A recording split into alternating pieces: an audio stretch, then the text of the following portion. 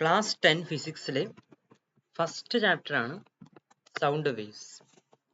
ഇതിൽ ആദ്യം തന്നെ ഒരു ചിത്രമാണ് കാണാൻ കഴിയുന്നത്. Teacher, she has completed 10 swings. 8 ആട്ടം കഴിഞ്ഞു. Please ask her to get off the swing. അതായത് ആ ഊഞ്ഞാലിൽ നിന്ന് ഇറങ്ങാൻ പറയൂ. Now is my turn. ഇപ്പോൾ ഇനി എന്റെ അവസരമാണ് എന്നാണ് പറയുന്നത്. അപ്പൊ ഈ കുട്ടി എന്താണ് പറയുന്നത്? I have completed only 5 swings teacher. ഞാൻ 5 ആട്ടമേ കഴിഞ്ഞുള്ളൂ ടീച്ചർ. അപ്പൊ ടീച്ചർ അത് ശരി വയ്ക്കുന്നില്ല. ടീച്ചർ പറയുന്നു യെസ് ദാറ്റ്സ് റൈറ്റ്, അത് ശരിയാണ്. ഓൺലി 5 സ്വിങ്സ്, 5 ആട്ടമേ കഴിഞ്ഞുള്ളൂ. ഓക്കെ, അപ്പൊ ഇവർ എണ്ണിയതിൽ എന്തോ വ്യത്യാസം വന്നിട്ടുണ്ട് അല്ലേ? അത് എന്തായിരിക്കും? ഈ കുട്ടി എണ്ണിയത്, ഈ കുട്ടിയുടെ ആട്ടം ശ്രദ്ധിച്ചോളൂ. മുന്നോട്ട് മുമ്പിലെത്തിയപ്പോൾ 1 ആയിട്ട് എണ്ണിയിട്ടുണ്ടാവും, ബാക്കിലെത്തിയപ്പോൾ 2, 3, 4 അങ്ങനെ എണ്ണിയിട്ടുണ്ടാവും. ഓക്കെ, അപ്പൊ അങ്ങനെ 10 ആട്ടം കിട്ടി ഈ കുട്ടിക്ക്. പക്ഷെ അതേസമയം ആടുന്ന കുട്ടി എങ്ങനെയാണ് കണക്കാക്കിയത്? പിറകിൽ നിന്ന് ആടാൻ തുടങ്ങിയാൽ മുന്നിലേക്ക് എത്തിയിട്ട് വീണ്ടും തിരിച്ചെത്തുമ്പോഴാണ് 1 ആയിട്ട് കണക്കാക്കുന്നത്. ശരിക്കും ഊഞ്ഞാലാട്ടം അളക്കേണ്ടത് ആ ഒരു രീതിയിലാണ്. ഓക്കെ, അപ്പൊ അതിനെക്കുറിച്ച് നമുക്ക് ഡീറ്റെയിൽ ആയിട്ട് പഠിക്കാനുണ്ട്. Why did the teacher agree with the child on the swing? ആ ഊഞ്ഞാലിലുള്ള കുട്ടിയുടെ ആ വാദം ടീച്ചർ അംഗീകരിച്ചു, ആ കുട്ടിയെ ടീച്ചർ അംഗീകരിച്ചു. അത് എന്തുകൊണ്ടാണെന്നാണ് ചോദിച്ചത്. How should the swings B counted? ഈ ആട്ടം, അതായത് ഊഞ്ഞാലാട്ടങ്ങൾ എങ്ങനെയാണ് കൗണ്ട് ചെയ്യേണ്ടത്, എങ്ങനെയാണ് എണ്ണേണ്ടത് എന്നൊരു ഡൗട്ട് ആണുള്ളത്. ഓക്കെ, ആ കാര്യമാണ് ഇപ്പൊ പറഞ്ഞത്. ഓക്കെ, അത് നമുക്ക് ഇവിടെ താഴെ കൊടുത്തിട്ടുണ്ട്. What type of motion does the swing have? അതായത് സ്വിങ് എന്ന് പറഞ്ഞ ഊഞ്ഞാൽ. ഓക്കെ, ഇവിടെ കണ്ടോളൂ. Teacher she has completed 10 swings. ഇവിടെ എന്താണ് ഉദ്ദേശിച്ചത്? ആ ഊഞ്ഞാൽ ആട്ടത്തിനെയാണ് ഉദ്ദേശിച്ചത്. ഇവിടെ ഊഞ്ഞാലിനെയാണ് ഉദ്ദേശിച്ചത്. What type of motion does the swing have? ഊഞ്ഞാലിന് എന്ത് തരം ചലനമാണുള്ളത്, മോഷനാണുള്ളത്? സർക്കുലാർ ആണോ ഓസിലേറ്ററി ആണോ? സർക്കുലാർ എന്ന് വെച്ചാൽ സർക്കിൾ, വൃത്താകൃതിയിൽ അല്ലല്ലോ, ഓസിലേറ്ററി ആണ്. ഓക്കെ, ഊഞ്ഞാലിന്റെ ഈ ഒരു മോഷനെ പറയുന്നത് ഓസിലേറ്ററി മോഷൻ എന്നാണ്. അപ്പൊ ഇതാണ് correct answer. Observe the diagram showing the motion of the swing. ഈ ഊഞ്ഞാലാട്ടത്തിന് കാണിക്കുന്ന ഒരു ഡയഗ്രാം ഇവിടെ കൊടുത്തിട്ടുണ്ട്. ഓക്കെ, ഇത് അതിന്റെ ഊഞ്ഞാൽ ആടാതിരുന്നാൽ നിൽക്കുന്ന ഒരു പൊസിഷനാണ് ഇത്. ഓക്കെ, ഞാനൊരു ചിത്രം കാണിക്കാം. ഇതേ ചിത്രം കുറച്ചുകൂടി ഡീറ്റെയിൽ ആയിട്ട് വരച്ച് കാണിക്കാം. ഓക്കെ, ഈ ചിത്രം നോക്കിക്കോളൂ. ഇങ്ങനെ ഒരു ഊഞ്ഞാലിന്റെ ചിത്രം ഇവിടെ കൊടുത്തിട്ടുണ്ട്. അപ്പൊ കുട്ടി ആടുന്ന ചിത്രമാണ് കൊടുത്തിട്ടുള്ളത്. ഈ നടുവിൽ കാണിച്ചിട്ടുള്ള ഈ O എന്ന പൊസിഷൻ എന്ന് പറഞ്ഞാൽ അത് ആ കുട്ടി ആടാതിരിക്കുമ്പോഴുള്ള, അതായത് ഊഞ്ഞാൽ ആടാതിരിക്കുമ്പോഴുള്ള ആ ഒരു അവസ്ഥയാണ്, ആ ഒരു സ്ഥാനമാണ്. ഇത് മുന്നോട്ടും പിന്നോട്ടും ഊഞ്ഞാൽ ചലിക്കുന്ന ചിത്രമാണ് ഇവിടെ കൊടുത്തിട്ടുള്ളത്. A, B എന്നീ position. Okay,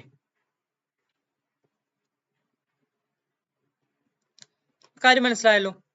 what is the initial position, അതായത് ആദ്യ സ്ഥാനം of the swing when it starts oscillating from it's free state. Free state പറഞ്ഞാൽ അത് ഫ്രീ ആയിട്ടിരിക്കുമ്പോഴുള്ള ആ സ്റ്റേറ്റ്. ഓക്കെ, നേരെ താഴെ ഉണ്ടാവും അല്ലെ, അതായത് മുമ്പിലും അല്ല പിറകിലും അല്ല, നേരെ താഴെ ഉണ്ടാകും ആ ഒരു അവസ്ഥ. ഇക്വിലിബ്രിയം പൊസിഷൻ എന്ന് പറയാം, തുലന സ്ഥാനം എന്ന് പറയാം, തുലന സ്ഥാനം എന്ന് പറയാം.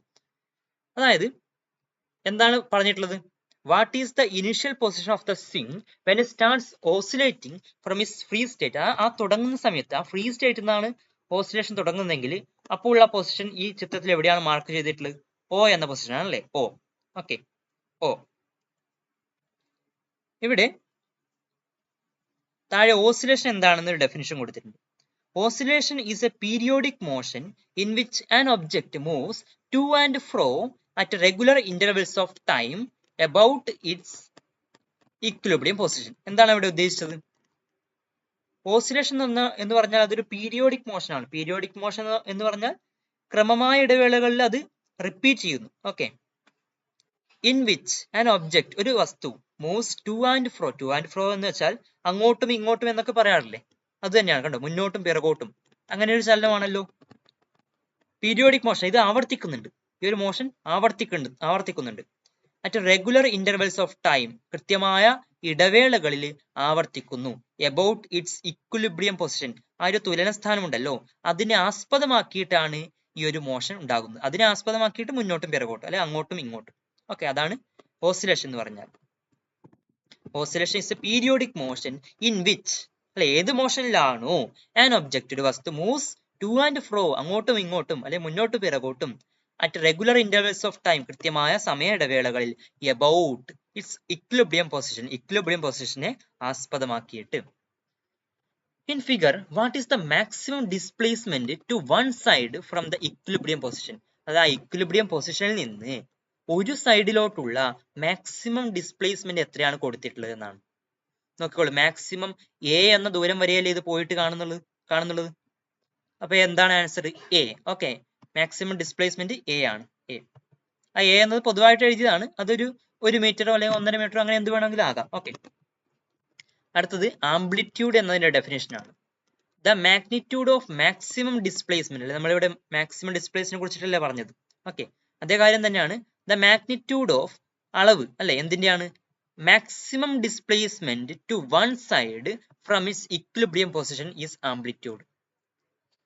അതായത് ഇതിന്റെ ഇക്വിലിബ്രിയം പൊസിഷനിൽ നിന്ന് ഒരു സൈഡിലേക്കുള്ള മാക്സിമം ഡിസ്പ്ലേസ്മെന്റിനെയാണ്, അതായത് അതിന്റെ പരമാവധി സ്ഥാനാന്തരത്തിനെയാണ് ആംപ്ലിറ്റ്യൂഡ് എന്ന് പറയുന്നത്. Okay, the symbol of amplitude is A. Small letter A ആണ് ആംപ്ലിറ്റ്യൂഡിന്റെ സിംബൽ. ഓക്കെ, ഇതിന്റെ യൂണിറ്റ് എന്താണ്? ഇതൊരു ഡിസ്പ്ലേസ്മെന്റ് ആണെന്നല്ലേ പറഞ്ഞത്.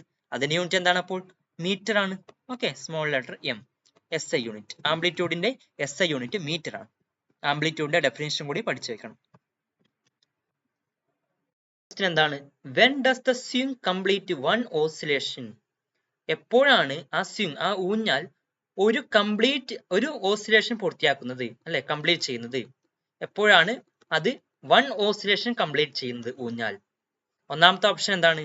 When the pendulum starts from O, reaches A and returns to O.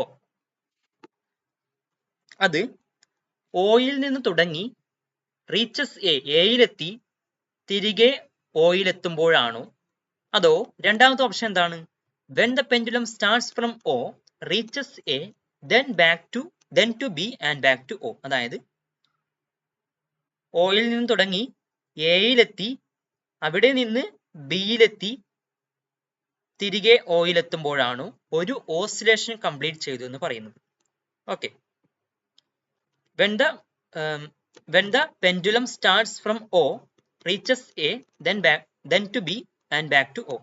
ഈ രണ്ടാമത്താണ് ശരി ഉത്തരം. അപ്പോഴാണ് അത് വൺ ഓസിലേഷൻ ആയിട്ട് എണ്ണാൻ കഴിയുന്നത്.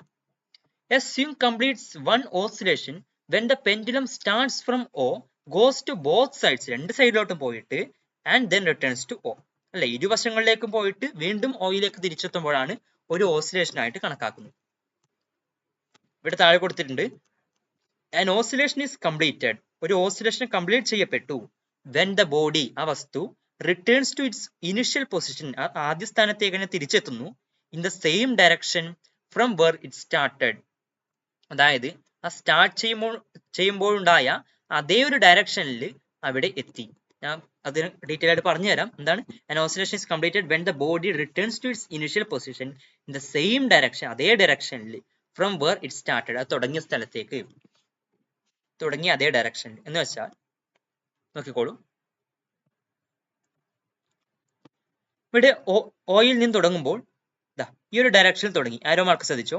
ഈ ഒരു ഡയറക്ഷനിൽ തുടങ്ങി. സ്റ്റാർട്ട് ചെയ്ത സ്ഥലം ഇതാണല്ലോ, പൊസിഷൻ ഇതാണല്ലോ O. ഇവിടെ നിന്ന് എയിലെത്തി, എന്നിട്ട് ബിയിലേക്ക് എത്തി, തിരിച്ചു വന്നു. നോക്കിക്കോളൂ, തിരിച്ചെത്തലായി. ഇപ്പോൾ ഡയറക്ഷൻ എന്താണ്? ആരോ മാർക്ക് ശ്രദ്ധിക്കൂ, സെയിം ഡയറക്ഷനിലെ ഇനിഷ്യൽ പൊസിഷനിൽ ഈ ഒരു ഡയറക്ഷൻ ആയിരുന്നു. ഇപ്പോൾ എത്തുമ്പോഴും അതേ ഡയറക്ഷൻ. ആരോ മാർക്ക് ശ്രദ്ധിച്ചോളൂ. ഓക്കെ, അതാണ് പറഞ്ഞത്, ഇൻ ദ സെയിം ഡയറക്ഷൻ, അതേ ഡയറക്ഷനിൽ, ഫ്രം വെർ ഇറ്റ് സ്റ്റാർട്ടഡ്, തുടങ്ങിയ സ്ഥലത്തുണ്ടായിരുന്ന അതേ ഡയറക്ഷനിൽ തിരിച്ചെത്തുമ്പോഴാണ് ഒരു ഓസിലേഷൻ ആയിട്ട് അതിനെ കണക്കാക്കുന്നത്. What if counting starts from A? ഈ എയിൽ നിന്നാണ് നമ്മൾ കൗണ്ടിങ് ചെയ്യുന്നതെങ്കിലോ? A swing completes one oscillation, ഒരു ഊഞ്ഞാൽ കംപ്ലീറ്റ് ചെയ്യുന്നു, വൺ ഓസിലേഷൻ, ഒരു ഓസിലേഷൻ കംപ്ലീറ്റ് ചെയ്യുന്നു, when it starts from A, എയിൽ നിന്ന് സ്റ്റാർട്ട് ചെയ്ത് ബിയിലെത്തി തിരികെ എയിലെത്തുമ്പോൾ, എന്ന് വെച്ചാൽ എയിൽ നിന്ന് തുടങ്ങുന്നു, ബിയിലെത്തുന്നു, തിരികെ എയിലെത്തുന്നു. അപ്പോഴാണ്, ഇവിടെ നിന്നാണ് എണ്ണുന്നതെങ്കിൽ അപ്പോഴാണ് ഒരു ഓസിലേഷൻ കംപ്ലീറ്റ് ആയി എന്ന് പറയുന്നത്. ഓക്കെ, നോക്കിക്കോളൂ, എയിൽ നിന്ന് ഈ ഒരു പൊസിഷനിൽ തുടങ്ങി, ഈ ഒരു പൊസിഷനിൽ തുടങ്ങുന്നതായിട്ടാണ് കൂട്ടിയത്. അപ്പൊ എയിൽ നിന്ന് ഇങ്ങനെ ബിയിലേക്ക് എത്തി, തിരികെ എയിലെത്തി, എന്നിട്ടോ ഇവിടെ സ്റ്റോപ്പ് ആയിട്ട് വീണ്ടും അതേ ഒരു ഡയറക്ഷനിൽ പോകാൻ വേണ്ടി ഒരുങ്ങി കഴിഞ്ഞു അല്ലെ, അതേ ഒരു ഡയറക്ഷനിലേക്ക് പോകാൻ വേണ്ടി റെഡിയായി. അപ്പൊ ഇപ്പോഴാണ് ഒരു ഓസിലേഷൻ ആയിട്ട് കണക്കാക്കുന്നത്. What could be the reason that the number of oscillations counted by the child waiting for his turn to sing and the child on the swing were different. അതായത് എന്തായിരിക്കും കാരണം ആ നമ്പർ ഓഫ് ഓസിലേഷൻ, ആ എണ്ണിയ oscillations ഉണ്ടല്ലോ, counted by the child waiting, ആ wait ചെയ്യുന്ന, ആടാൻ വേണ്ടി കാത്തിരിക്കുന്ന കുട്ടി എണ്ണിയ എണ്ണത്തിലും ആ ആടുന്ന കുട്ടി എണ്ണിയ എണ്ണത്തിൽ ഉണ്ടാകുന്ന വ്യത്യാസം, ആ ഡിഫറൻസ് ഉണ്ടായത് എന്തുകൊണ്ടായിരിക്കും? നമ്മൾ ആദ്യമേ അത് പറഞ്ഞു അല്ലേ. ഓക്കെ, ഇപ്പൊ നിങ്ങൾ കുറച്ചും കൂടെ ഡീറ്റെയിൽ ആയിട്ട് മനസ്സിലായല്ലോ. ഡിസ്കസ് ആൻഡ് ഫൈൻഡ് ഔട്ട്, അത് മനസ്സിലാക്കാൻ പറഞ്ഞിട്ടുണ്ട്, ചർച്ച ചെയ്യാൻ പറഞ്ഞിട്ടുണ്ട്. ഓക്കെ, യഥാർത്ഥത്തിൽ എണ്ണേണ്ടത് നമ്മൾ ഇപ്പൊ പറഞ്ഞ ആ ഒരു രീതിയിലാണ്. Now you have understood how to count oscillations accurately. Oscillations എങ്ങനെയാണ് കൃത്യമായിട്ട് എണ്ണുന്നതെന്ന് നിങ്ങൾക്ക് ഇപ്പൊ മനസ്സിലായി. Give more examples of oscillatory motion. Oscillatory മോഷന് എക്സാമ്പിൾസ് ചോദിച്ചിട്ടുണ്ട്. ഒന്ന് നിങ്ങൾക്ക് മനസ്സിലായി, ഊഞ്ഞാലിന്റെ ചലനം, മോഷൻ ഓഫ് സ്വിംഗ്. ഓക്കെ, ഊഞ്ഞാലിന്റെ ചലനം. പിന്നെയോ motion of the pendulum clock, അല്ലെ? നിങ്ങൾ ഇതുപോലെ പെൻഡുലം ക്ലോക്ക്സ് ഒരുപക്ഷെ കണ്ടിട്ടുണ്ടാകും. അപ്പൊ ഇതിന്റെ ചലനം, ഈ പെൻഡുലം അങ്ങോട്ടും ഇങ്ങോട്ടും ഇങ്ങനെ ആടിക്കൊണ്ടിരിക്കും അല്ലെ, അപ്പൊ അതിന്റെ മോഷൻ ഒരു ഓസിലേറ്ററി മോഷൻ ആണ്. പിന്നെ മോഷൻ ഓഫ് കാർസ് വൈപ്പർ, കാറിന്റെ വൈപ്പർ കണ്ടിട്ടില്ലേ, അങ്ങോട്ടും ഇങ്ങോട്ടും ഇങ്ങനെ ചലിച്ചുകൊണ്ടിരിക്കും, അപ്പൊ അതും ഒരു എക്സാമ്പിൾ ആണ്. Have you ever noticed how many oscillations the pendulum in a clock completes for a time change of 1 minute? അതായത് ഒരു മിനിറ്റ് സമയത്തിൽ ഇത്തരം പെൻഡുലം ക്ലോക്ക് എത്ര ഓസിലേഷൻ ആണ് ഉണ്ടാക്കുന്നത്? അതിന്റെ പെൻഡുലം എത്ര ഓസിലേഷൻസ് ആണ് ഉണ്ടാക്കുന്നതെന്ന് ശ്രദ്ധിച്ചിട്ടുണ്ടോ? അതിന് ആൻസർ 30 ആണ്. ഓക്കെ, പഴയ കാലത്തെ ക്ലോക്കുകളിൽ ഞാൻ ആ ഓസിലേഷൻ ഒന്ന് ചിത്രീകരിക്കാം. ഇതാ ഇവിടെ നിന്ന് എണ്ണുന്നത് തുടങ്ങാൻ വിചാരിച്ചു. പെൻഡുലം ഇതാ ഈ ഒരു ഡയറക്ഷനിലും ഈ ഒരു ഡയറക്ഷനിലും ഇതിനിടയിൽ ഇങ്ങനെ ചലിച്ചുകൊണ്ടിരിക്കുന്നു. അപ്പൊ ഇവിടുന്ന് എണ്ണാൻ തുടങ്ങി. ഈ ഒരു ഡയറക്ഷനിൽ ഇവിടത്തേക്ക് എത്തുമ്പോൾ 1 സെക്കൻഡ് ആണ് എണ്ണുന്നത്.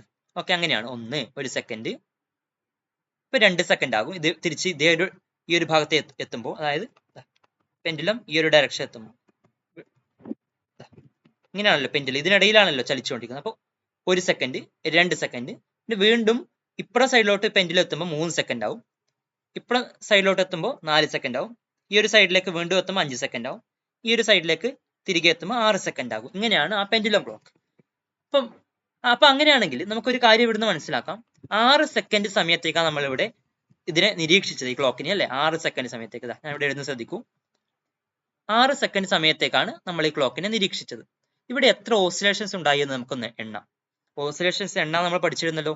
ഇവിടുന്ന് എണ്ണാൻ തുടങ്ങിയാൽ ഈ ഒരു സൈഡിലേക്ക് എത്തി തിരികെ ഇവിടെ എത്തുമ്പോൾ ഒരു ഓസിലേഷൻ ആയിട്ട് കണക്കാക്കും. അങ്ങനെയാണെങ്കിൽ ഇവിടെ എത്ര ഓസിലേഷൻസ് ഉണ്ട് നോക്കിക്കോളൂ. ഇവിടുന്ന് എണ്ണാൻ തുടങ്ങുന്നു, ഞാൻ ഈ ഒരു സൈഡിൽ നിന്ന് എണ്ണാൻ തുടങ്ങുന്നു. ഓക്കെ, നമ്മൾ ഇവിടെ പഠിച്ചിട്ടുണ്ടല്ലോ, എയിൽ നിന്ന് എണ്ണുന്നത് എങ്ങനെയാണെന്ന് പഠിച്ചിട്ടുണ്ടല്ലോ, ഈ ഒരു സൈഡിൽ നിന്ന്. അതുപോലെ നമ്മൾ എണ്ണാൻ തുടങ്ങുന്നു. ഇവിടുന്ന് ഈ ഒരു സൈഡിലേക്ക് എത്തി, ഇപ്പുറം ഈ ഒരു സൈഡിലേക്ക് എത്തുമ്പോൾ ഒരു ഓസിലേഷൻ, ഈ ഒരു സൈഡിലേക്ക് എത്തി വീണ്ടും ഇപ്പുറം എത്തുമ്പോൾ 2 ഓസിലേഷൻ, ഈ ഒരു സൈഡിലേക്ക് എത്തി വീണ്ടും ഈ ഒരു വശത്തേക്ക് എത്തുമ്പോൾ 3 ഓസിലേഷൻ. അപ്പൊ ഇവിടെ എത്ര ഓസിലേഷൻസ് ഉണ്ട്? 3 ഓസിലേഷൻസ് ആണ് ഉണ്ടായത്. 6 സെക്കൻഡ് കൊണ്ട് 3 ഓസിലേഷൻസ് ആണ് ഉണ്ടായത്.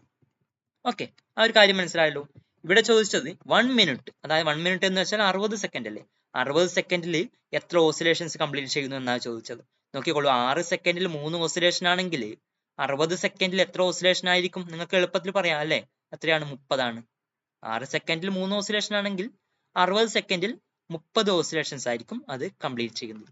ഓക്കെ, ഈ ഒരു ക്ലോക്കിന്റെ പ്രത്യേകത അതാണ് 30 എന്ന് എഴുതിയത്. ഒരു ക്വസ്റ്റ്യൻ ഇവിടെ കൊടുത്തിട്ടുണ്ട് താഴെ. എന്താണ്?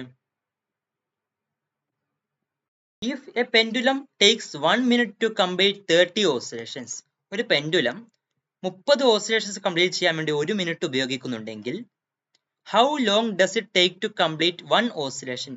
ഒരു ഓസിലേഷൻ കംപ്ലീറ്റ് ചെയ്യാൻ വേണ്ടിയിട്ട് എത്ര സമയം എടുക്കും എന്നാണ് ചോദ്യം. ഓക്കെ, 30 ഓസിലേഷൻസിന് വേണ്ടി 1 minute. Okay, time for 30 oscillations is equal to 1 minute, that is equal to 60 second. Okay, അങ്ങനെയാണെങ്കിൽ ടൈം ഫോർ 1 ഓസിലേഷൻ എത്രയാണെന്ന് ചോദ്യം. നോക്കിക്കോളൂ, 30 ഓസിലേഷൻസിന് 60 സെക്കൻഡ്. അങ്ങനെയാണെങ്കിൽ 1 ഓസിലേഷന് 60 ഡിവൈഡ് ബൈ 30 സെക്കൻഡ്സ്. അത് എത്രയാണ്? ഇവിടെ ലാസ്റ്റുള്ള ഈ ഒരു 0 നമുക്ക് കട്ടായി കളയാം. അപ്പം 6 ഡിവൈഡ് ബൈ 3, 6ൽ എത്ര 3 ഉണ്ട്? 2 അല്ലേ. അപ്പൊ 2 സെക്കൻഡ്. അങ്ങനെയാണ് ഇവിടെ പറഞ്ഞത് time for 1 oscillation is equal to 60 second divide by 30, that is equal to 2 second. Okay, the time taken for 1 oscillation is called period. Okay, എന്താണ്? ഒരു ഓസിലേഷന് വേണ്ടി എടുക്കുന്ന ടൈം, അതിനെയാണ് പീരിയഡ് എന്ന് പറയുന്നത്. അപ്പൊ ഇവിടെ ഈ ഒരു കേസിൽ പീരിയഡ് എത്രയാണ്? ഇവിടെ ടൈം ഫോർ 1 ഓസിലേഷൻ 2 സെക്കൻഡ് അല്ലേ.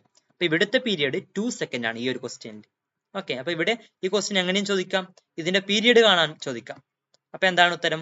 2 സെക്കൻഡ്സ്. ഈ സിമ്പൽ ഇസ് ടി, അതിന്റെ സിമ്പൽ ടി എന്നാണ്. ഓക്കെ, ടി എന്നാണ് പീരിയഡിന്റെ സിമ്പൽ. ഓക്കെ, പീരീഡ് എന്ന് വെച്ചാൽ ടൈം പീരീഡ് അല്ലെ, ടൈം പീരീഡ്. അപ്പൊ ആ ഒരു ടി ആണ് ഇവിടെ വന്നത്, ടൈം, അതിന്റെ ടി എന്ന സിമ്പൽ വന്നു. ഇതിന്റെ യൂണിറ്റ് എന്താണ്? സെക്കൻഡ് അല്ലേ, ടൈം അല്ലേ ഇത്, അപ്പൊ സെക്കൻഡ് ആണ് unit. SI unit of period is second. Yes, okay. അടുത്ത ക്വസ്റ്റ്യൻ എന്താണ്? Find the number of oscillations the same pendulum completes in 1 second. ഒരു സെക്കൻഡിൽ ഈ പെൻഡുലം എത്ര ഓസിലേഷൻസ് കംപ്ലീറ്റ് ചെയ്യുന്നുണ്ട് എന്ന് ചോദിച്ചിട്ടുണ്ട്. നോക്കിക്കോളൂ, number of oscillations in 1 minute, അതായത് 60 സെക്കൻഡിൽ 30 ഓസിലേഷൻസ്. ഓക്കെ, അങ്ങനെയാണെങ്കിൽ 1 സെക്കൻഡിൽ എത്ര ഓസിലേഷൻസ് ഉണ്ട്? 30 ഡിവൈഡ് ബൈ 60. 30 ഡിവൈഡ് ബൈ 60 എന്ന് വെച്ചാൽ ലാസ്റ്റ് ഉള്ള 0 നമുക്ക് ഇങ്ങനെ കട്ട് ചെയ്യാം. അപ്പം 3 ഡിവൈഡ് ബൈ 6 അല്ലേ. ഇത് നമുക്ക് വീണ്ടും മാറ്റിയിട്ട് എങ്ങനെ എഴുതാം? 3ൽ എത്ര 3 ഉണ്ട്? 1 അല്ലേ. 6ൽ എത്ര 3 ഉണ്ട്? 2 അല്ലേ. അപ്പൊ 1 ഡിവൈഡ് ബൈ 2 എന്ന് എഴുതാം. ഇത് ചെയ്താൽ നമുക്ക് കിട്ടും 0.5. ഓക്കെ, 0.5. എന്താണ് കണ്ടുപിടിച്ചത്? 1 സെക്കൻഡിലുള്ള നമ്പർ ഓഫ് ഓസിലേഷൻസ് ആണ് കണ്ടുപിടിച്ചത്. ഓക്കെ,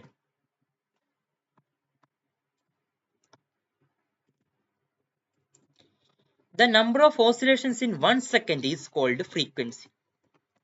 അതായത് നമ്പർ ഓഫ് ഓസിലേഷൻസ് 1 സെക്കൻഡ്, ഒരു സെക്കൻഡിലുള്ള നമ്പർ ഓഫ് ഓസിലേഷൻസ്, എത്ര ഓസിലേഷൻസ് ഉണ്ടാകുന്നു എന്നതിന് പറയുന്നതാണ് ഫ്രീക്വൻസി എന്ന്. ഫ്രീക്വൻസി. അപ്പൊ ഇവിടെ നമ്മൾ എന്താണ് കണ്ടുപിടിച്ചത്? Number of oscillations in 1 second ആണ് കണ്ടുപിടിച്ചത്. ഇത് എത്രയാണ്? 0.5. അപ്പൊ ഇവിടെ ഫ്രീക്വൻസി എത്രയാണ്? 0.5. ഇതിലൊരു യൂണിറ്റ് ഉണ്ട്. The SI unit of frequency is hertz. Hertz എന്നതാണ് അതിന്റെ യൂണിറ്റ്. അതിന്റെ സിമ്പൽ ക്യാപിറ്റൽ ലെറ്റർ എച്ചും സ്മോൾ ലെറ്റർ സെഡുമാണ്. Okay, frequency is denoted by the letter F. F എന്ന ലെറ്റർ കൊണ്ടാണ് നമ്മൾ അതിനെ സൂചിപ്പിക്കുന്നത്, ഫ്രീക്വൻസിനെ. ഇവിടെ ക്വസ്റ്റ്യനിൽ നമുക്ക് നമ്പർ ഓഫ് ഓസിലേഷൻസ് ഇൻ 1 സെക്കൻഡിൽ കണ്ടുപിടിക്കാൻ പറഞ്ഞത്. അപ്പോൾ ഇവിടെ എങ്ങനെയും ചോദിക്കാം, ഫ്രീക്വൻസി കാണുക എന്ന് ചോദിക്കാം, ഫൈൻഡ് ദ ഫ്രീക്വൻസി എന്ന് ചോദിക്കാം. Frequency F is equal to, അല്ലെ, ഫ്രീക്വൻസിനെ എഫ് എന്ന് സൂചിപ്പിക്കാം. F is equal to 1 divide by 2 is equal to 0.5. Unit എന്ത് എഴുതണം? ഹെഡ്സ് എന്നും കൂടെ യൂണിറ്റ് എഴുതി വെക്കണം. Okay, let's find the period and frequency of a pendulum by swinging it at low amplitude. Low amplitude എന്ന് വെച്ചാൽ ചെറിയ ആംപ്ലിറ്റ്യൂഡ്. ആംപ്ലിറ്റ്യൂഡ് എന്താണെന്ന് പറഞ്ഞല്ലോ. അപ്പൊ ഇവിടെ ഒരു പെൻഡുലം കുറച്ച് മാത്രം വലിച്ചിട്ട് അവിടെ നിന്ന് റിലീസ് ചെയ്ത് ഒരു ഓസിലേഷൻ ഉണ്ടാക്കുന്ന ചെറിയ രീതിയിൽ, ചെറുതായിട്ട് ആടുന്ന രീതിയിലാക്കി കൊടുത്തിട്ടുള്ളതെങ്കിൽ അതിനാണ് ലോ ആംപ്ലിറ്റ്യൂഡിലുള്ള ഓസിലേഷൻ എന്ന് പറയുന്നത്. ഓക്കെ, ഇവിടെ നിങ്ങൾക്ക് ക്വസ്റ്റ്യൻ എക്സാമിനൊക്കെ ഉണ്ടാകാൻ ചാൻസ് ഉണ്ട്. What is simple pendulum? Simple pendulum എന്താണ്? ഇതാണ് answer. Tie a bob to a string and hang it on a stand.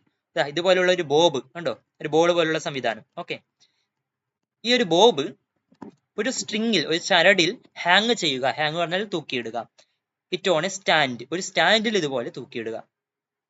This system, ഈ സിസ്റ്റമാണ് is called a simple pendulum. ഒരു സിമ്പിൾ പെൻഡുലം എന്ന് പറയുന്നു. ഓക്കെ, സിമ്പിൾ അല്ലേ, simple pendulum. Complete table 1.1 by doing an experiment using a simple pendulum. ഒരു simple pendulum ഉപയോഗിച്ചിട്ട് experiment ചെയ്തിട്ട്, എന്തൊക്കെ simple pendulum? Using a simple pendulum, meter scale and stop watch ഒക്കെ ഉപയോഗിച്ച് ഒരു എക്സ്പെരിമെന്റ് ചെയ്തിട്ട് താഴെ കൊടുത്തിരിക്കുന്ന പട്ടിക കംപ്ലീറ്റ് ചെയ്യാൻ പറഞ്ഞിട്ടുണ്ട്. ഞാനൊരു ഏകദേശ കണക്ക് പ്രകാരം ഇവിടെ കംപ്ലീറ്റ് ചെയ്തിട്ടുണ്ട്. നോക്കാം നമുക്ക്. ഇവിടെ പെൻഡുലത്തിന്റെ ലെങ്ത് വ്യത്യാസപ്പെടുന്നുണ്ട്. ഓക്കെ, ഈ ഒരു ലെങ്ത്തിൽ, ഈ ഒരു സ്ട്രിങ്ങിന്റെ ലെങ്ത് അത് വ്യത്യാസപ്പെടുത്തിയിട്ടാണ് ഇവിടെ എക്സ്പെരിമെന്റ് ചെയ്യുന്നത്. ആദ്യം ലെങ്ത് 25 സെന്റിമീറ്റർ ആയിട്ട് സെറ്റ് ചെയ്തു. നമ്മൾ എല്ലാത്തിലും മെഷർ ചെയ്യുന്നത് ടൈം ഫോർ 10 ഓസിലേഷൻസ് ആണ്. ഓക്കെ, 1, 2, 3 അങ്ങനെ 10 ഓസിലേഷൻസിന് എത്ര സമയം വേണമെന്നാണ് ഇവിടെ നമ്മൾ ടാബുലേറ്റ് ചെയ്യുന്നത്, നമ്മളിവിടെ പട്ടികപ്പെടുത്തുന്നത്. പീരിയഡ് കണ്ടുപിടിക്കണം, ഈ കോളത്തിൽ എഴുതണം. ഫ്രീക്വൻസി ഈ ഒരു കോളത്തിൽ എഴുതണം. Period is equal to total time divided by number of oscillations ആണ്. നമ്മൾ പഠിച്ചിട്ടുണ്ട് അല്ലേ പീരിയഡ് എന്താണെന്ന്. അതേപോലെ ഫ്രീക്വൻസി എന്ന് വെച്ചാൽ number of oscillations divide by time ആണ്. ഓക്കെ, അത് വ്യത്യാസം മനസ്സിലാക്കി. ഇവിടെ time divide by number of oscillation ആണെങ്കിൽ ഇവിടെ നേരെ തിരിഞ്ഞു അല്ലേ, ഇവിടെ number of oscillations divide by time തിരിഞ്ഞു. പീരിയഡ് എന്ന് വെച്ചാൽ ടൈം അല്ലേ, ടൈം പീരിയഡ് അല്ലേ, സെക്കൻഡ് ആണ് അതിന്റെ യൂണിറ്റ്. ഫ്രീക്വൻസിയുടെ യൂണിറ്റ് ഹെഡ്സ് ആണ്, HZ. Okay, HZ. ഇവിടെ 10 ഓസിലേഷൻസിന് 25 സെന്റിമീറ്റർ ലെങ്ത് ഉള്ള ആ ഒരു പെൻഡുലത്തിൽ 10 സെക്കൻഡ് ആണ് എടുത്തതെന്ന് വിചാരിച്ചോളൂ. ഓക്കെ, 10 ഓസിലേഷൻസ് ഇങ്ങനെ ആടി തീരാൻ വേണ്ടിയിട്ട് അതിന് 10 സെക്കൻഡ് എടുത്തു. അങ്ങനെയാണ് പീരിയഡ് എങ്ങനെ കാൽക്കുലേറ്റ് ചെയ്യാം? ടോട്ടൽ ടൈം, അതായത് 10 divided by number of oscillations എത്രയാണ്? 10 അല്ലേ. അതുകൊണ്ട് ഇവിടെ 10 കൊടുത്തിട്ടുണ്ട്. ഓക്കെ, 10 ഡിവൈഡ് ബൈ 10 1 ആണ്, 1 സെക്കൻഡ് ഇവിടെ കിട്ടി. ഫ്രീക്വൻസി കണക്കാക്കാം. എങ്ങനെയാണ്? Number of oscillations divide by 10. ഇവിടെ നമ്പർ ഓഫ് ഓസിലേഷൻസ് 10 ആണ്, ഡിവൈഡ് ബൈ ടൈം 10. അപ്പൊ എത്രയാണ് 1 തന്നെ കിട്ടും അല്ലെ, 1 ഹെഡ്സ് കിട്ടും. ഓക്കെ, ഇവിടെ ലെങ്ത് നമ്മൾ കുറച്ചുകൂടി കൂട്ടി, ആ ഒരു പെൻഡുലത്തെ ലെങ്ത്, ആ ചരടിന്റെ ലെങ്ത് കുറച്ചുകൂടി കൂട്ടി, എന്നിട്ട് ഒരു 60 സെന്റിമീറ്റർ ആയിട്ട് സെറ്റ് ചെയ്തു. എന്നിട്ട് ഇവിടെ വീണ്ടും ടൈം ഫോർ 10 ഓസിലേഷൻസ് നമ്മൾ കാൽക്കുലേറ്റ് ചെയ്യും. നമ്മൾ ആ സ്റ്റോപ്പ് വാച്ച് വെച്ച് കണ്ടെത്തുന്നു. 15 സെക്കൻഡ് ആണെന്ന് വിചാരിച്ചോളൂ. ഇവിടെ പീരീഡ് കണ്ടെത്താലോ, നമ്മൾ കണ്ടുപിടിച്ചത് അതേപോലെ ടോട്ടൽ ടൈം ആയ 15 ഡിവൈഡഡ് ബൈ ടോട്ടൽ ഓസിലേഷൻസ് ആയ 10. എത്രയാണ് 15 ഡിവൈഡ് ബൈ 10 എന്ന് വെച്ചാൽ 1.5 സെക്കൻഡ് ആണ്. 15 ഡിവൈഡ് ബൈ 10. അതേപോലെ ഇവിടെ ഫ്രീക്വൻസി നമ്മൾ കണ്ടുപിടിക്കാം. 10 ഡിവൈഡ് ബൈ 15 ആണ്, അതായത് 0.67 ഹെഡ്സ് കിട്ടും ഏകദേശം. ഓക്കെ, 0.6666 അങ്ങനെയാണ് പോകുന്നത്. നമ്മൾ ഏകദേശം 0.67 എന്ന് എഴുതി വെച്ചു. ഇവിടെ 100 സെന്റിമീറ്റർ ആയിട്ട് സെറ്റ് ചെയ്തു. ടൈം ഏകദേശം 20 സെക്കൻഡ് ആണ്. പീരീഡ് കണ്ടെത്താം. 20 ഡിവൈഡ് ബൈ 10 എത്രയാണ് 2 സെക്കൻഡ് ആണ്. ഇവിടെ ഫ്രീക്വൻസി 10 ഡിവൈഡ് ബൈ 20 0.5 ഹെഡ്സ് ആണ്. Okay, what is the change in frequency when the length of the pendulum increases? ആ പെൻഡുലത്തിൽ ലെങ്ത് കൂട്ടുമ്പോൾ ഫ്രീക്വൻസി കൂടുകയാണോ കുറയുകയാണോ? നോക്കിക്കോളൂ, ലെങ്ത് കൂട്ടുമ്പോൾ കണ്ടോ, ഇവിടെ ലെങ്ത് കൂട്ടുന്നുണ്ട്. അപ്പൊ ലെങ്ത് കൂട്ടുമ്പോൾ ഫ്രീക്വൻസി കുറയുകയാണ് ചെയ്യുന്നത് അല്ലേ. ഫ്രീക്വൻസി കുറഞ്ഞു, 1 ഹെഡ്സ് ഉണ്ടായത് കുറഞ്ഞിട്ട് 0.5 ഹെഡ്സ് ആയി, അപ്പൊ ഡിക്രീസസ്. അതാണ് ഇവിടെ കൊടുത്തിട്ടുള്ളത്. When the length of the pendulum increases, ആ പെൻഡുലത്തിൽ ലെങ്ത് കൂട്ടുമ്പോൾ ഫ്രീക്വൻസി കുറയുന്നു. What is the relation between period and frequency? Period frequency തമ്മിലുള്ള റിലേഷൻ എന്താണ് താഴെ കൊടുത്തിട്ടുണ്ട്. ഓക്കെ, ടൈം റിക്വയർഡ് ഫോർ 1 ഓസിലേഷൻസ്, അത് ടി ആയിട്ട് നമുക്ക് ലെറ്റർ കൊണ്ട് സൂചിപ്പിക്കാം. ഓക്കെ, അതിന്റെ പീരിയഡ് ആണ് T. Number of oscillations per second F, frequency ആണ് എഫ്. അങ്ങനെയാണെങ്കിൽ ഇവ തമ്മിലുള്ള റിലേഷൻ ആണ് frequency is equal to 1 divide by period. Okay, frequency is equal to 1 divide by period. As the period increases, period കൂടുകയാണെങ്കിൽ കണ്ടോ, period താഴെയല്ലേ ഉള്ളത്. അപ്പൊ താഴെയുള്ളത് കൂടിയാൽ ലെഫ്റ്റ് സൈഡിലുള്ള ഇത് കുറയും. ഓക്കെ, വിപരീത അനുപാതം എന്താണ് 1 ഡിവൈഡ് ബൈ എന്ന് എഴുതിയത്, അതുകൊണ്ട് ഇത് കൂടുകയാണെങ്കിൽ ഇത് കുറയും. ഇനി ഇത് കുറയുകയാണെങ്കിലോ ഇത് കൂടും. ഓക്കെ, അതാണ് ഇവിടെ കൊടുത്തിട്ടുള്ളത്. As the period increases, period കൂടുമ്പോൾ ഫ്രീക്വൻസി കുറയും. അത് നിങ്ങൾക്ക് ഈ ടേബിളിൽ നിന്ന് നിങ്ങൾക്ക് മനസ്സിലാക്കാം. നോക്കിക്കോളൂ, ഇവിടെ പീരിയഡ് കൂടുന്നുണ്ട്. 1 സെക്കൻഡ് ഉണ്ടായത് 1.5 ആയി, പിന്നെ 2 സെക്കൻഡ് ആയി. പീരിയഡ് കൂടുന്നുണ്ട്, പക്ഷെ ഫ്രീക്വൻസി കുറയുകയാണ് ചെയ്യുന്നത്. 1 എന്നത് 0.5 ഹെഡ്സ് ആയി. ഓക്കെ,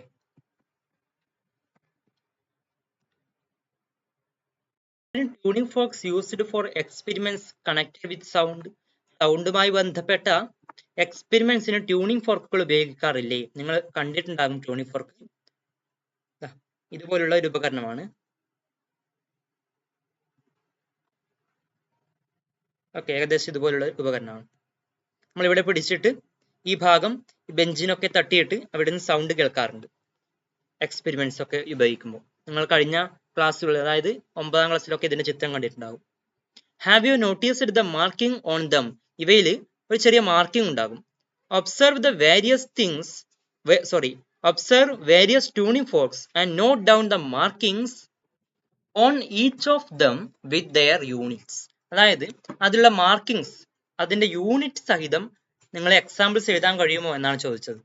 വിവിധ ട്യൂണിംഗ് ഫോർക്കുകൾ നിരീക്ഷിച്ചിട്ട് ചിലതിൽ 256 ഹെഡ്സ് എന്ന് രേഖപ്പെടുത്തിയിട്ടുണ്ടാകും, ചിലതിൽ 512 ആയിരിക്കും, ചിലതിൽ 128 ഒക്കെ രേഖപ്പെടുത്തിയിട്ടുണ്ടാകും. അതായത് ഇത് ഓരോന്നും അതിന്റെ ഫ്രീക്വൻസി എത്രയാണെന്നാണ് സൂചിപ്പിക്കുന്നത്. ഒരു ട്യൂണിംഗ് ഫോർക്കിൽ 256 എന്ന് മാർക്ക് ചെയ്തിട്ടുണ്ടെങ്കിൽ, 56 ഹെഡ്സ് എന്ന് മാർക്ക് ചെയ്തിട്ടുണ്ടെങ്കിൽ, അതിനർത്ഥം ഇതിന്റെ ഈ ഭാഗം ഉണ്ടല്ലോ, ഇത് ഒരു സെക്കൻഡ് 256 ഓസിലേഷൻസ് ഉണ്ടാക്കുന്നു അല്ലെ. അത്രയും വലിയൊരു നമ്പർ ആണ് അല്ലെ, അത്രയും ഓസിലേഷൻസ് ഉണ്ടാക്കുന്നു എന്നാണ് സൂചിപ്പിക്കുന്നത്. ഇനി 512 ആണ് കൊടുത്തിട്ടുള്ളതെങ്കിലോ, അതിനർത്ഥം ഇതിന്റെ ഈ ഭാഗം, ഇതിന്റെ ലീവ്സ് എന്ന് പറയാം. ഓക്കെ, ഇതിന്റെ ലീവ്സ് ഒരു സെക്കൻഡിൽ 512 ഹെഡ്സ്, 512 പ്രാവശ്യം ഓസിലേറ്റ് ചെയ്യുന്നു എന്നാണ്. ഇവിടെ ഇതിന് എക്സാമ്പിൾ, ഈ എക്സാമ്പിൾസ് പഠിക്കാൻ എളുപ്പ വഴിയുണ്ട്.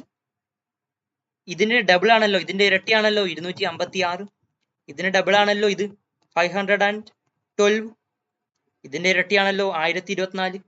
ഓക്കെ, ഇത് കൂടാതെ മറ്റ് ട്യൂണിംഗ് ഫോർക്സ് ഉണ്ടാവുമായിരിക്കും. ഓക്കെ, തൽക്കാലം നമ്മൾ കോമൺ ആയിട്ട് പറയുന്നത് ഇതാണ്. Is there any relation between the marking on the tuning fork and it's number of vibrations? ആ കാര്യമാണ് നമ്മൾ പറഞ്ഞത് അല്ലെ. 256 ആണെങ്കിൽ അതിനർത്ഥം ഇതിൽ എത്ര പ്രാവശ്യം വൈബ്രേറ്റ് ചെയ്യും? ഒരു സെക്കൻഡ് 256 തവണ ഈ ഭാഗം വൈബ്രേറ്റ് ചെയ്യും എന്നാണ്. The marking on a tuning fork indicates the frequency of the tuning fork. അതിന്റെ frequency ആണ് സൂചിപ്പിക്കുന്നത്. Excite tuning forks, അതായത് ആ ട്യൂണിംഗ് ഫോർക്ക് ഉത്തേജിപ്പിക്കുക, അങ്ങനെ ബെഞ്ചിനൊക്കെ അടിച്ചിട്ട് സൗണ്ട് വരുത്തിപ്പിക്കുക. Of different frequencies, different frequency ഉള്ള ട്യൂണിംഗ് ഫോർക്കുകൾ എക്സൈറ്റ് ചെയ്തിട്ട് ഒരേ ഇൻ എ സിമിലർ മാനർ, ഒരേപോലെ എക്സൈറ്റ് ചെയ്തിട്ട് അതിന്റെ സൗണ്ട് കേൾക്കാൻ പറഞ്ഞിട്ടുണ്ട്. ഓക്കെ, ഒരേപോലെ ഉദ്ദേശിച്ചത് ഇപ്പോൾ എല്ലാം ഒരേപോലെ ബെഞ്ചിന് തട്ടിയിട്ടും അങ്ങനെ ഒരേപോലെ എല്ലാത്തിൽ നിന്നും സൗണ്ട് കേൾക്കണം. Do you feel any difference ഉണ്ടാകും. Note the frequency mark down each of them, അതിലുള്ള ആ ഫ്രീക്വൻസി നോട്ട് ചെയ്യാൻ പറഞ്ഞിട്ടുണ്ട്. Is in the difference in frequency the reason for the difference in sound here, അതായത് ഡിഫറൻസ് അവയുടെ ഫ്രീക്വൻസിയിലുള്ള difference അല്ലേ ആ സൗണ്ടിലുള്ള ഡിഫറൻസിന് കാരണം എന്നാണ് പറഞ്ഞത്. അതെ അല്ലേ? Yes. Find the number of times each tuning fork vibrates independently in 1 second using ICT facility. അതായത് ഓഡിയോ ഫ്രീക്വൻസി കൗണ്ടർ ഉപയോഗിച്ചിട്ട് നിങ്ങൾ ഒരു എക്സ്പെരിമെന്റ് ചെയ്യാനാണ് പറഞ്ഞിട്ടുള്ളത്. ട്യൂണിംഗ് ഫോർക്ക് ഒരു സെക്കൻഡിൽ എത്ര നമ്പർ ഓഫ് ടൈംസ് വൈബ്രേറ്റ് ചെയ്യുന്നു എന്ന കാര്യം. ഓക്കെ, നമുക്ക് അടുത്ത് പഠിക്കാനുള്ളത് നാച്ചുറൽ ഫ്രീക്വൻസി ആണ്. എന്താണ് natural frequency? When an object, ഒരു വസ്തു, വൈബ്രേറ്റ്സ് ഫ്രീലി സ്വതന്ത്രമായിട്ട്, ഓക്കെ ഇത് ഇമ്പോർട്ടൻ്റ് ആണ്, വൈബ്രേറ്റ്സ് ഫ്രീലി സ്വതന്ത്രമായിട്ട് കമ്പനം ചെയ്യുന്നു. When it vibrates in its innate frequency, അതിന്റെ തനതായ ഫ്രീക്വൻസിയിലാണ്, അല്ലെ അതിന് സ്വന്തമായിട്ടുള്ള ഫ്രീക്വൻസിയിലാണ് അത് വൈബ്രേറ്റ് ചെയ്യുന്നത്. അതിനെയാണ് അതിന്റെ നാച്ചുറൽ ഫ്രീക്വൻസി എന്ന് പറയുന്നത്. ഓക്കെ, ഇവിടെ ഒരു ട്യൂണിംഗ് ഫോർക്കിൽ 256 ഹെർട്സ് എന്ന് കൊടുത്തിട്ടുണ്ടെങ്കിൽ അത് അതിന്റെ നാച്ചുറൽ ഫ്രീക്വൻസിയാണ് സൂചിപ്പിക്കുന്നത്. ഈ നാച്ചുറൽ ഫ്രീക്വൻസിനെ ഇൻഫ്ലുവൻസ് ചെയ്യുന്ന ഫാക്ടേഴ്സ് എന്തൊക്കെയാണെന്ന് ഇവിടെ ലിസ്റ്റ് ചെയ്തിട്ടുണ്ട്. ഓക്കെ, ഇത് ഇമ്പോർട്ടൻ്റ് ആണ്. ഒന്ന് എന്താണ്? ലെങ്ത് ഓഫ് ദ ഒബ്ജക്ട്, ആ ഒബ്ജക്റ്റിന് എത്ര ലെങ്ത് ഉണ്ട്. പിന്നെ സൈസ്, ആ ഒബ്ജക്റ്റിന് എത്ര സൈസ് ഉണ്ട്, എത്ര വലുപ്പമുണ്ട്. പിന്നെ ഇലാസ്റ്റിസിറ്റി, ഓക്കെ അതിന്റെ ഇലാസ്റ്റിസിറ്റി പ്രോപ്പർട്ടി. ഒരു ചെണ്ടയൊക്കെ ആണെങ്കിൽ അതിന് ഡയഫ്രം എത്രമാത്രം ടൈറ്റ് ആയിട്ട് വലിച്ചു കെട്ടിയിട്ടുണ്ട് എന്നത് അതിന്റെ നാച്ചുറൽ ഫ്രീക്വൻസിയെ ഇൻഫ്ലുവൻസ് ചെയ്യും, അല്ലേ? ആ സൗണ്ടിൽ വ്യത്യാസം നിങ്ങൾക്ക് മനസ്സിലാവുന്നില്ലേ? ചെണ്ടയുടെ ഡയഫ്രം നന്നായിട്ട് വലിച്ചു കെട്ടിയാൽ ഒരു സൗണ്ട് ആയിരിക്കും, അധികം വലിച്ചു കെട്ടിയിട്ടില്ലെങ്കിൽ സൗണ്ടിൽ വ്യത്യാസം ഉണ്ടാകും. ഓക്കെ, പിന്നെയോ നാച്ചർ ഓഫ് ദ മെറ്റീരിയൽ, ആ മെറ്റീരിയലിന്റെ സ്വഭാവം എന്ന് വെച്ചാൽ അത് എന്ത് മെറ്റീരിയൽ ആണ് എന്ന് തന്നെയാണ് ഇവിടെ ഉദ്ദേശിച്ചത്. ഉദാഹരണത്തിന് ഇരുമ്പാണെങ്കിൽ അതിന് അതിൻ്റെതായ ഒരു ഫ്രീക്വൻസി ആയിരിക്കും. ഇനി അത് അലുമിനിയം ആണെങ്കിൽ അതിൻ്റെതായ ഫ്രീക്വൻസി ആയിരിക്കും. ഇനി അത് മറ്റ് എന്തെങ്കിലും വസ്തുക്കളാണെങ്കിൽ മരത്തടിയോ അങ്ങനെ എന്തെങ്കിലും ആണെങ്കിൽ അത് മറ്റൊരു നാച്ചർ ആണ്, അല്ലേ? അപ്പൊ അതാണ് നാച്ചർ ഓഫ് ദ മെറ്റീരിയൽ എന്ന് ഉദ്ദേശിച്ചത്. അത് എന്ത് വസ്തുവാണ് എന്നതാണ് ഉദ്ദേശിച്ചത്. Change in any one of these factors will affect the natural frequency of an object. ഇവയിൽ ഏതെങ്കിലും ഒന്ന് മാറിയാൽ തന്നെ, ഇവയിൽ ഏതെങ്കിലും ഒന്നൊരു വ്യത്യാസം വന്നാൽ തന്നെ അതിന്റെ നാച്ചുറൽ ഫ്രീക്വൻസിനെ അത് അഫക്ട് ചെയ്യും, അതിനെ ബാധിക്കും. Do all objects vibrate only in their natural frequency? എല്ലാം അതിന്റെ ആ തനതായ ഫ്രീക്വൻസിയിൽ മാത്രമാണോ വൈബ്രേറ്റ് ചെയ്യുന്നത് എന്നാണ് ചോദിച്ചത്. അല്ല, ചില സമയങ്ങളിൽ വ്യത്യാസം ഉണ്ടാകാറുണ്ട്. നമുക്ക് നെക്സ്റ്റ് ക്ലാസ്സിൽ ഡിസ്കസ് ചെയ്യാം. Okay, forced vibration and resonance എന്നാണ് അടുത്ത ടോപ്പിക്. ഒരു എക്സാമ്പിൾ പറയാം. ഒരു ട്യൂണിംഗ് ഫോർക്കിൽ തട്ടിയിട്ട് ശബ്ദം ഉണ്ടാക്കിയിട്ട് അതൊരു മേശപ്പുറത്ത് അമർത്തി വെച്ചാൽ ആ മേശ വൈബ്രേറ്റ് ചെയ്യും, അല്ലേ? പക്ഷെ ഇവിടെ മേശയുടെ ആ നാച്ചുറൽ ഫ്രീക്വൻസിയിൽ ആയിരിക്കില്ല വൈബ്രേറ്റ് ചെയ്യുന്നത്. കാരണം ട്യൂണിംഗ് ഫോർക്ക് വൈബ്രേറ്റ് ചെയ്യുന്നത് കൊണ്ടാണല്ലോ അതുമായിട്ട് സമ്പർക്കത്തിൽ വന്ന മേശയും വൈബ്രേറ്റ് ചെയ്യുന്നത്, ടേബിളും വൈബ്രേറ്റ് ചെയ്യുന്നത്. ഓക്കെ, എന്തായാലും നമുക്ക് അടുത്ത ക്ലാസ്സിൽ ഡിസ്കസ് ചെയ്യാം. Thank you.